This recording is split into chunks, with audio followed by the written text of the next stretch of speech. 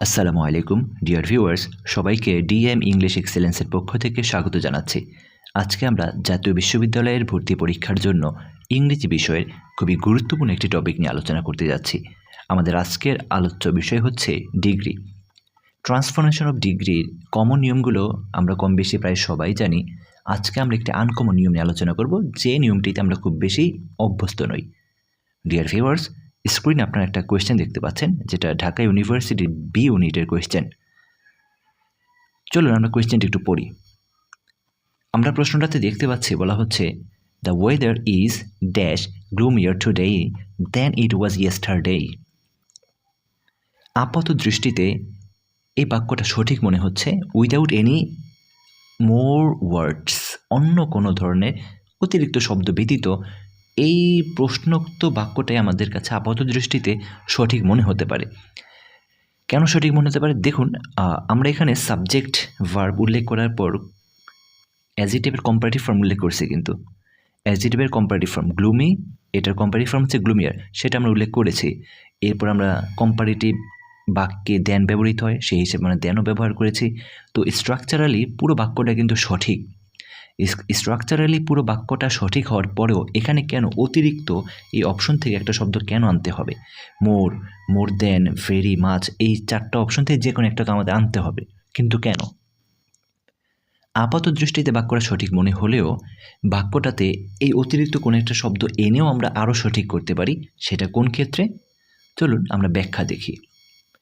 Comparative ডিগ্রিতে সাধারণত comparative form use করলে তো হয়, বাট যখন আমরা কম্পারেটিভ ডিগ্রিকে আরও জোর দিয়ে বোঝাবো, আরও জোরালোভাবে বোঝাবো, তখন আমরা সেই কম্পারেটিভ ফর্মটার আগে, কম্পারেটিভ ওয়ার্ডটার আগে একটা ফার বা মাছ আনতে পারি।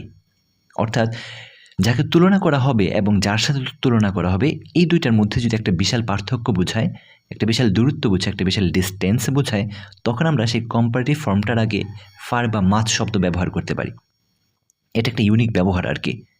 তো সাধারণত কম্পারেটিভ সেন্টেন্সের স্ট্রাকচারটা এমন হয়: সাবজেক্ট, ভার্ব, কম্পারেটিভ ফর্ম, এরপর দেন, তারপর নাউন প্রোনাউন, তারপর বাক্যের আর অন্যান্য কিছু হতে পারে। তো সাধারণত কম্পারেটিভ সেন্টেন্সের স্ট্রাকচারটা এমন হয়: subject plus verb plus comparative form plus than plus noun or pronoun.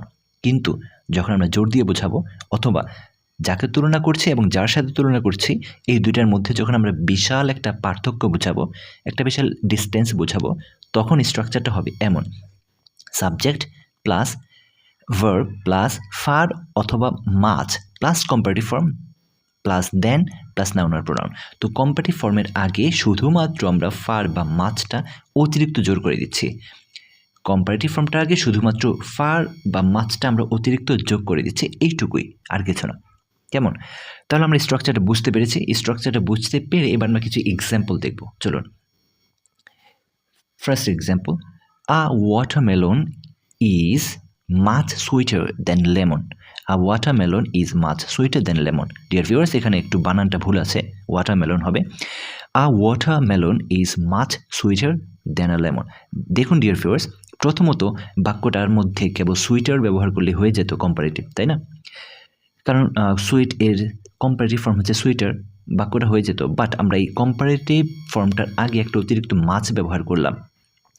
Comparative ফর্মটার আগে আমরা একটা অতিরিক্ত মাছ ব্যবহার করলাম। কেন? এই ওয়াটারমেলন এবং লেমনের মধ্যকার এই সুইটনেস বা মিষ্টতার মধ্যে অতিরিক্ত পার্থক্যটা বোঝানোর জন্য আমরা এখানে একটা মাছ ব্যবহার করলাম। তো যখন যে দুইটার মধ্যে কম্পেয়ার করা হচ্ছে, এই দুইটার মধ্যে যখন একটু অতিরিক্ত দূরত্ব বোঝাবে, বেশি জোর দিয়ে বোঝাবে, তখন আমরা মাছ বা মাছ বা ফার আনতে পারি। ওকে ডিয়ার ভিউয়ার্স, সেকেন্ড এক্সাম্পলটা খেয়াল করুন। Rashid's watch is far more expensive than mine. আমার ঘড়িটার চেয়েও রশিদের ঘড়িটা আরও বেশি এক্সপেন্সিভ, আরও বেশি ব্যয়বহুল। খেয়াল করুন, এক্সপেন্সিভ এটার কম্পারেটিভ ফর্ম হচ্ছে মোর এক্সপেন্সিভ, তাই না? কম্পারেটিভ ফর্ম হচ্ছে মোর এক্সপেন্সিভ অথবা লেস এক্সপেন্সিভ।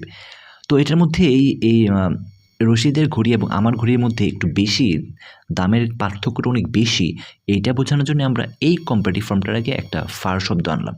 এই মোর এক্সপেন্সিভ কম্পারেটিভ ফর্মটার আগে আমরা ফার শব্দটা ব্যবহার করলাম দুইটার দামের মধ্যে অতিরিক্ত পার্থক্য বোঝানোর জন্য। Third example, The movie we saw last night was much less interesting than the one on television. দেখুন ইন্টারেস্টিং, এটার কম্পারেটিভ ফর্ম লেস ইন্টারেস্টিং বা মোর ইন্টারেস্টিং। দেখেন লেস ইন্টারেস্টিং দেওয়া আছে। তো এই কম্পারেটিভ ফর্ম, এই যে কাল রাতে আমরা যে মুভিটা দেখছি সেটা হচ্ছে টিভিতে মুভিটা হচ্ছে আরও বেশি ইন্টারেস্টিং। এই ইন্টারেস্টিংটার মধ্যে একটু অতিরিক্ত দূরত্ব বোঝানোর জন্যে আমরা এই কম্পারেটিভ ফর্মটার আগে মাছ ব্যবহার করেছি। তো ডিয়ার ভিউয়ার্স, আশা করছি এই এক্সাম্পল 3টা আপনারা বুঝতে পেরেছেন এবং এই ফার মাছ ব্যবহার করে কীভাবে কম্পারেটিভ সেন্টেন্সটা গঠন করতে হয় তাও বুঝতে পেরেছেন। তাহলে এবার আমরা সেই প্রথম কোয়েশ্চেনটা ফিরে যাই। এবার বলুন ডিয়ার ভিউয়ার্স, কোন অপশনটা কারেক্ট? আশা করছি আপনারা বুঝতে পারছেন এই বাক্যে option D correct. The weather is much gloomier today than it was yesterday. The weather is much gloomier today than it was yesterday. এখানে গ্লুমিয়ার কম্পারেটিভ ফর্ম, তার আগে আমরা মাছ বা ফার যোগ করব, মাছ যোগ করেছি। তো ডিয়ার ভিউয়ার্স, আজকে এ পর্যন্তই। অন্য কোনো দিন অন্য কোনো ভিডিও নিয়ে আবার হাজির হব। সেই পর্যন্ত ভালো থাকুন। আল্লাহ হাফেজ।